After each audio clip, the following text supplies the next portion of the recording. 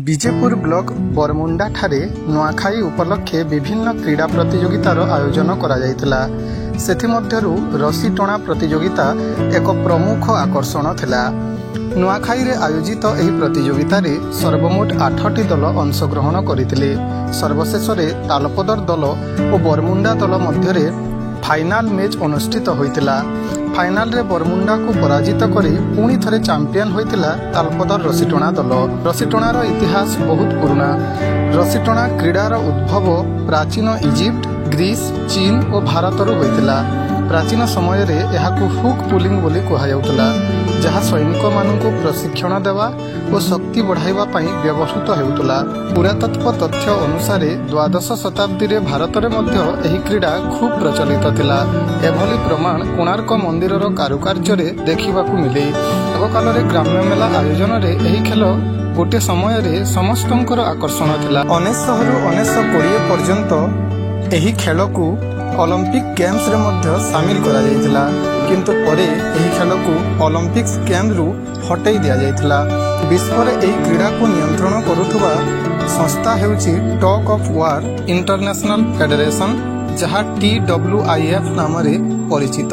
आग काल रे ग्राम्य मेला आयोजन रे एही खेल गोटे समय रे समस्तंकर आकर्षण थिला, किंतु धीरे धीरे यह लोप हेबाकू लागिछि। तेणु रस्सीटणा क्रीडा को सरकारी प्रोत्साहन दियागले एही पारंपरिक खेलर उन्नति सुनिश्चित हेबो।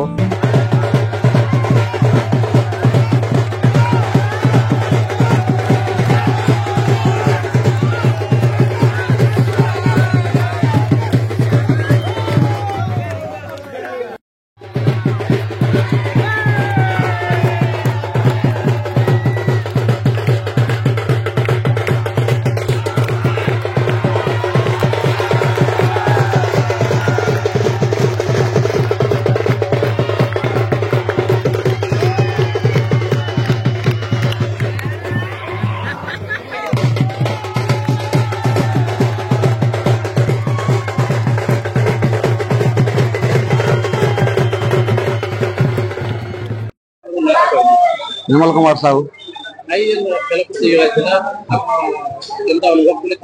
बहुत मजा लगला।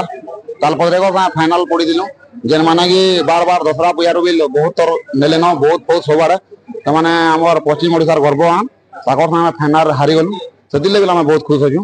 ताकन आम ट्रेन करमु आके जेनता कर तालपदरे हरामु। हाँ जारी रहा आमर गुरुजन जन भगवान आज्ञा ताकन शिखमु बोली चेष्टा करूँ। अपना बिल कहले खास कर तालपदरे फाइनाल पड़ू बहुत बढ़िया लगला।